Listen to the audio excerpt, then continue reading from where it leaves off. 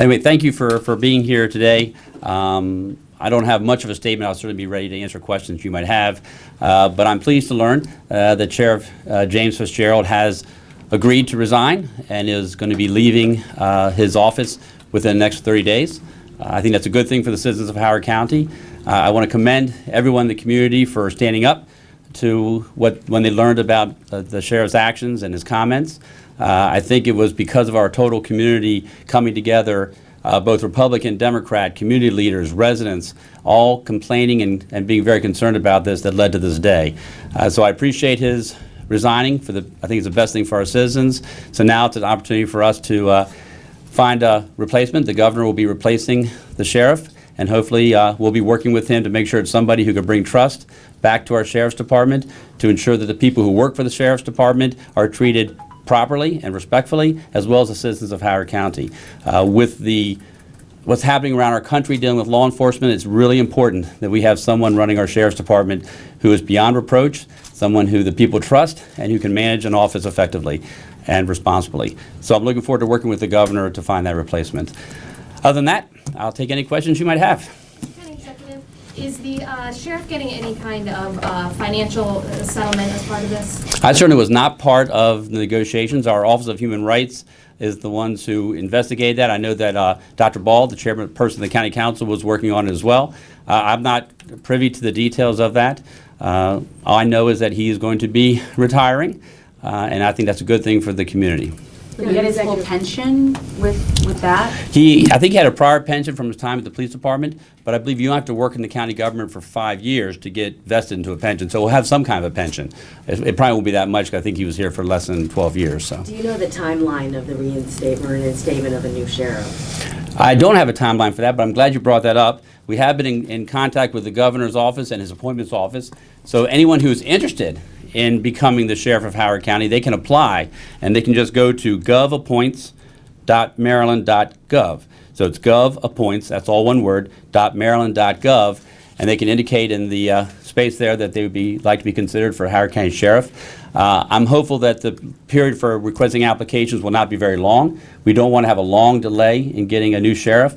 So hopefully people who are interested, it shouldn't be a large number of people. They should apply as quickly as possible, and hopefully we can get the governor to appoint someone in the near future.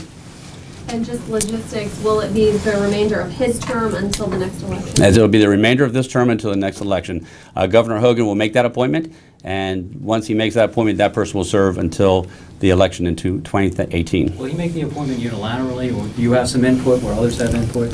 I've been talking to the governor's office since the report came out from the Office of Human Rights, and since we've all been requesting the sheriff to resign, knowing that this hopefully would come about.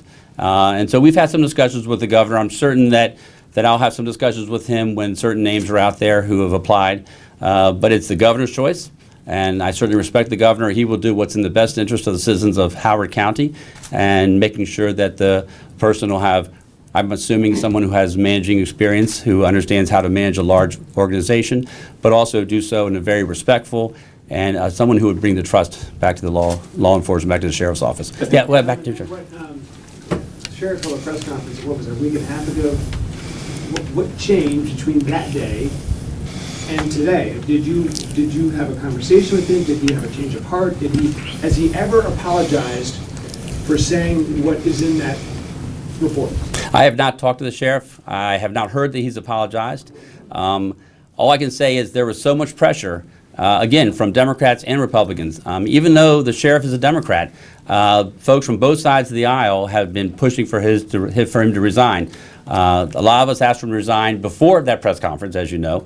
But since that press conference, there's been a push by me and others to look at impeachment.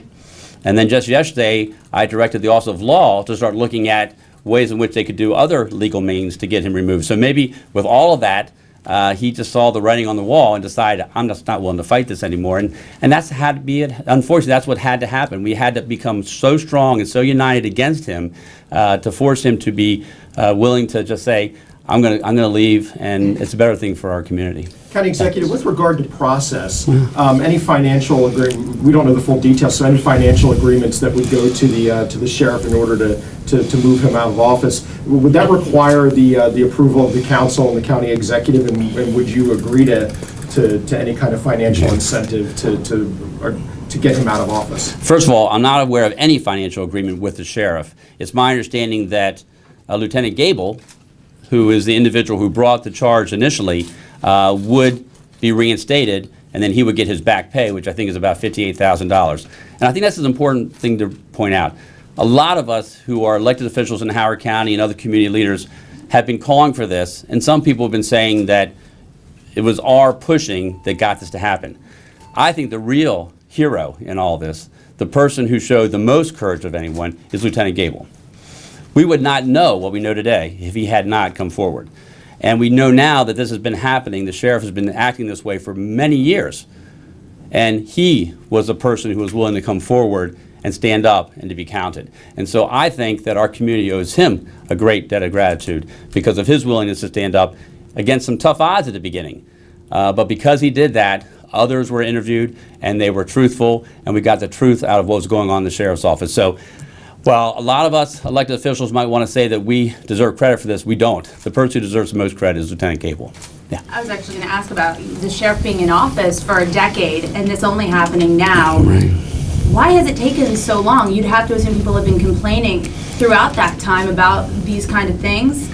So why now? Why did it take this long? Well, again, I don't know if we could assume that people were complaining. I think people were maybe upset, but they kept quiet. But Lieutenant Gable didn't. So again, it was his courage that has helped us to bring this forward and bring the sheriff's time in office to an end.